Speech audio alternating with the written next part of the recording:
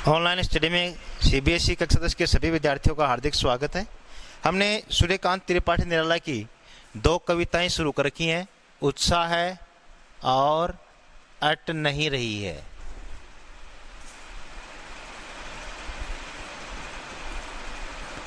उत्साह कविता की जितने भी ऑब्जेक्टिव टाइप क्वेश्चंस थे, अर्थात वस्तुनिष्ठ प्रश्न जिनको हम बोल सकते हैं या मल्टीपल चॉइस क्वेश्चन जिनको बोल सकते हैं, वो हमने पिछले वीडियो में पूरे कर लिए थे। और अगर आपने नहीं देखा है तो आप पिछले वीडियो में उन्हें देखें। और उसके बाद आज हम चर्चा करेंगे अट नहीं रही है कविता की। कविता का शीर्षक है अट नहीं रही है। सबसे पहला प्रश्न यह है कि अट क्या नहीं रही है, तो उत्तर है शोभा या सुंदरता। अट का अर्थ क्या होता है? सीमित नहीं हो रही है। एग्जामिनर आपसे पूछेगा कि सूर्यकांत त्रिपाठी निराला की कविता है अट नहीं रही है में क्या नहीं अट रही है, तो आपका उत्तर होगा कि शोभा व सुंदरता नहीं अट रही है। एग्जामिनर का अगला क्वेश्चन होगा किसकी शोभा, किसकी सुंदरता? आपका उत्तर होगा फाल्गुन या फागुन मास के प्राकृतिक सौंदर्य की शोभा अट नहीं रही है, अर्थात सीमित नहीं हो रही है, कम नहीं पड़ रही है। भारतीय ऋतु चक्र में या भारतीय संस्कृति में फाल्गुन मास को सबसे सुंदर महीना कहा गया है। क्यों कहा गया है? क्योंकि इस महीने में वसंत ऋतु अपने चरम सौंदर्य पर होती है।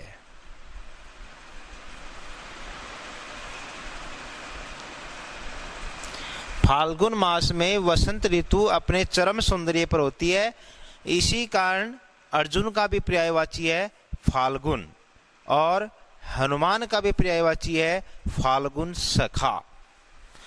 तो जो हनुमान की द्वादश नामावली आती है उसमें भी हनुमान का पर्यायवाची है फाल्गुन सखा, अर्थात अर्जुन के सखा। भारतीय संस्कृति में सबसे सुंदर महीना फाल्गुन क्यों है? एग्जामिनर का अगला प्रश्न बन सकता है। बहुत प्रश्न बन सकते हैं, प्रश्नों की कोई कमी नहीं है। कविता चाहे आलयन की है, प्रश्न अनंत है कि फाल्गुन महीना ही सबसे सुंदर महीना क्यों है? तो क्योंकि वसंत ऋतु अपने चरम सौंदर्य पर होती है और क्या होता है, खेत खलिहान फसलों से लहलाते हैं,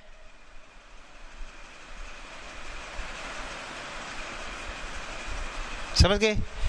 और क्या होता है, जहां कहीं सांस लेते हैं वहां सुगंधित सौरभ ही आती है, सुगंध ही आती है।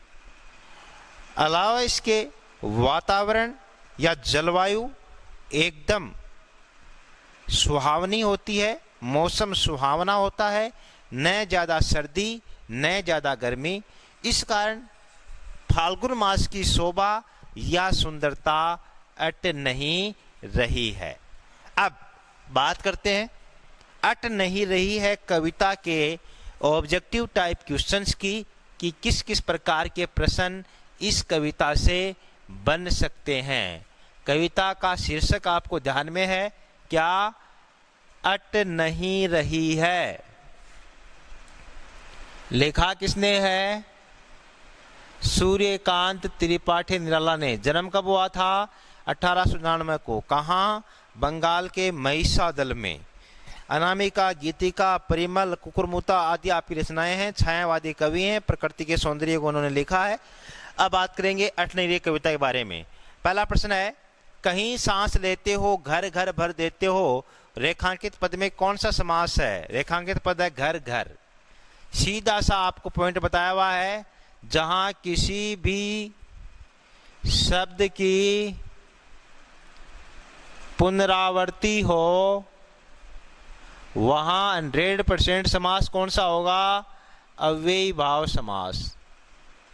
जैसे धीरे धीरे, पल पल, हाथों हाथ, बीचों बीच, रातों रात, सभी में कौन सा समास है? अव्ययभाव समास। तो उत्तर हो जाएगा हमारा अव्ययभाव समास। नेक्स्ट क्वेश्चन है, अट नहीं रही है कविता में कवि के किस ऋतु का वर्णन किया है? अभी मैं चर्चा कर रहा था इतनी लंबी चौड़ी, तो कोई भी आपको प्रॉब्लम नहीं होगी। किस ऋतु का है? वसंत ऋतु का, अर्थात वसंत ऋतु का चरम सौंदर्य। इस कविता में कवि ने वसंत ऋतु का चरम सौंदर्य दिखाया है। चरम सौंदर्य का अर्थ है सबसे ज्यादा सुंदरता जहां होती है। नेक्स्ट क्वेश्चन है, निराला किस कवि का उपनाम है? बताने की जरूरत नहीं है, सूर्यकांत त्रिपाठी है।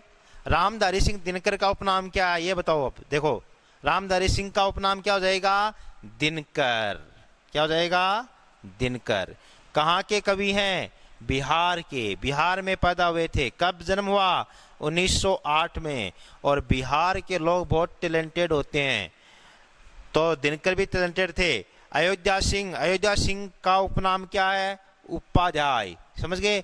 और यह है त्रिलोचन। त्रिलोचन का मूल नाम था वासुदेव। समझ गए? इस प्रकार ये अन्य कवि हैं। तो यहाँ इसका उत्तर हो जाएगा सूर्यकांत त्रिपाठी निराला। नेक्स्ट क्वेश्चन है, हिंदी में छंद मुक्त रचनाओं का सर्वप्रथम प्रयास व प्रयोग किसने किया? पिछले वीडियो अगर आपने देखा है तो आपको इसका उत्तर याद है। हिंदी में सबसे पहले मुक्तक छंद लेकर आए, छंद मुक्त को क्या बोलते हैं? मुक्तक छंद लेकर आए वे हैं, इनमें से कोई नहीं। नंबर 4 ऑप्शन मिलेगा उधर। क्या मिलेगा? सूर्यकांत त्रिपाठी निराला। तब वो उत्तर क्या हो जाएगा? सही हो जाएगा। जयशंकर प्रसाद नहीं है, दिनकर नहीं है, इसका उत्तर निराला होगा। ने देखते हैं उधर। हाँ, ये रहा सूर्यकांत त्रिपाठी निराला, उत्तर नंबर 4 सही है। हाँ, नेक्स्ट क्वेश्चन देखते हैं, अट नहीं रही है पंक्ति में रेखांकित पद का अर्थ है? मैंने अभी बताया, अट का अर्थ है समा नहीं रही है। समा क्या नहीं रही है? शोभा या सुंदरता। तो जो ऑप्शन मिलेगा वो हो जाएगा राइट। पहले नंबर पर है, समा नहीं रही है, फैल रही है, विपुल हो रही है, विकसित हो रही है। कवि का मन किसकी आभा को समा नहीं पा रहा है? आभा यानी चमक। कविता की लाइन है, आभा फागुन की तन सट नहीं रही है, अर्थात फाल्गुन मास के शारीरिक सौंदर्य का वर्णन किया है। तो किसकी आभा? फागुन की आभा। उत्तर इसका सही हो जाएगा।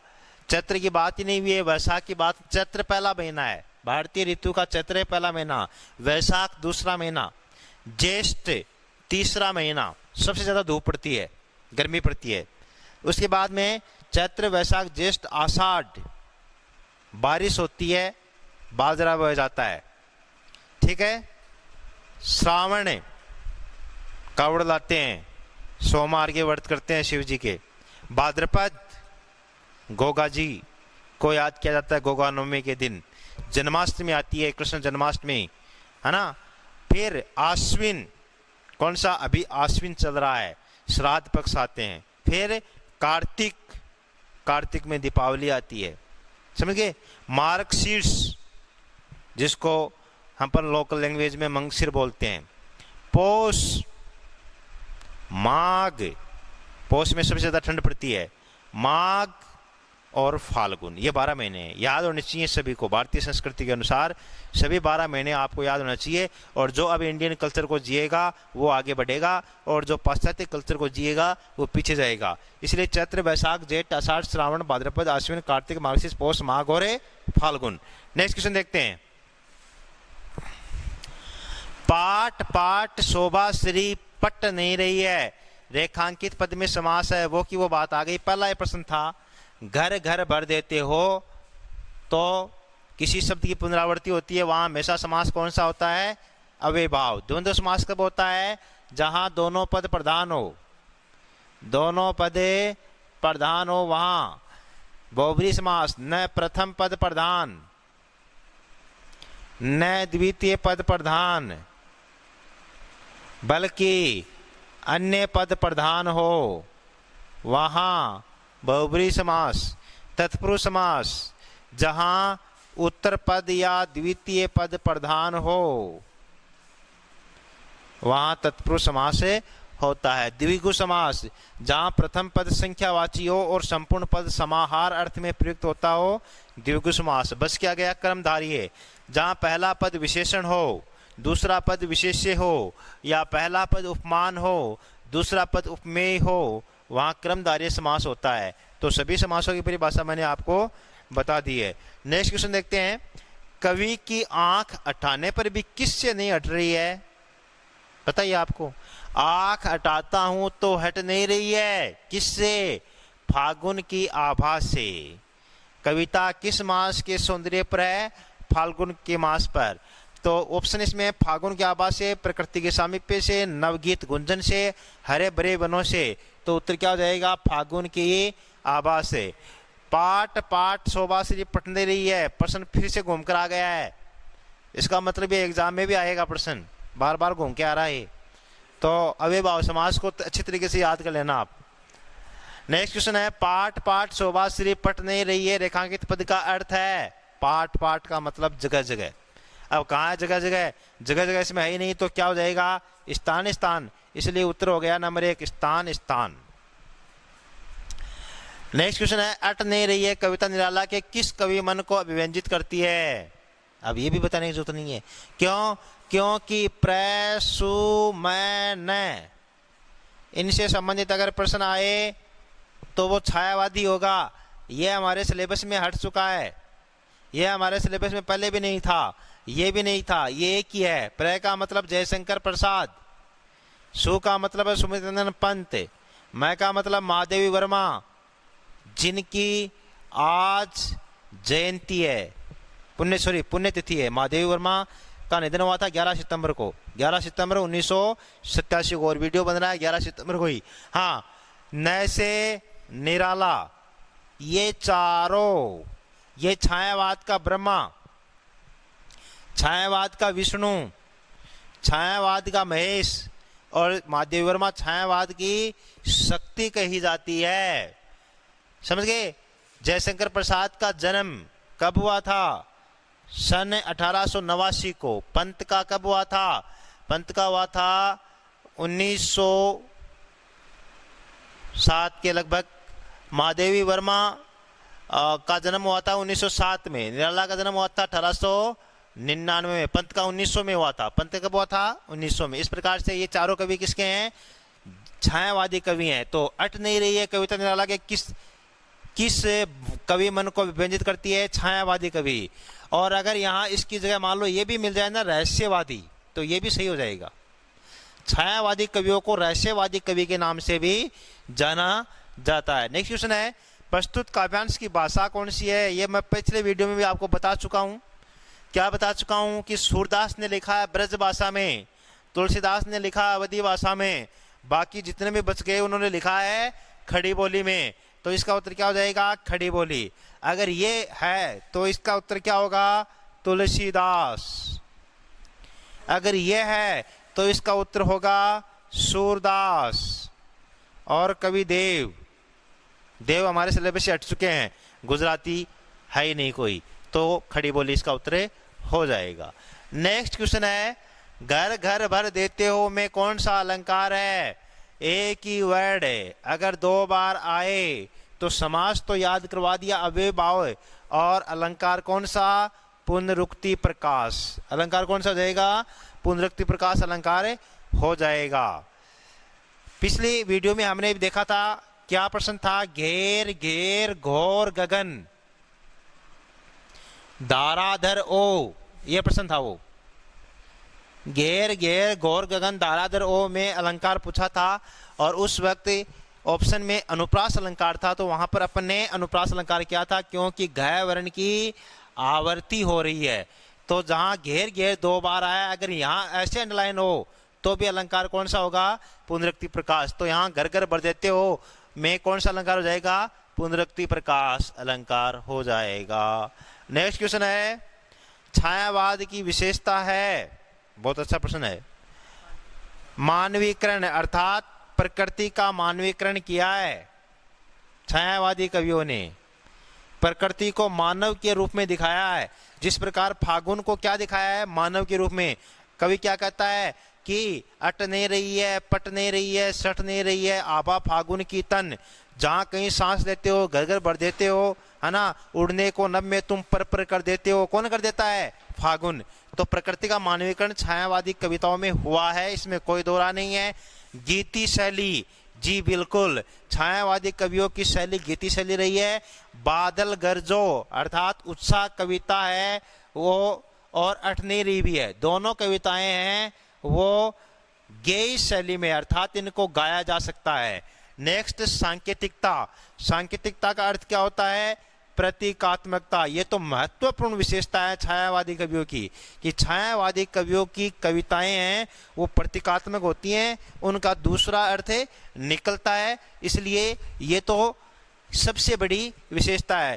तो मानवीकरण भी सही हो जाएगा, सांकेतिकता भी सही हो जाएगा, गीति शैली भी सही हो जाएगा, और साथ में उस ऑप्शन में क्या सही हो जाएगा? उपयुक्त सभी सही हो जाएंगे।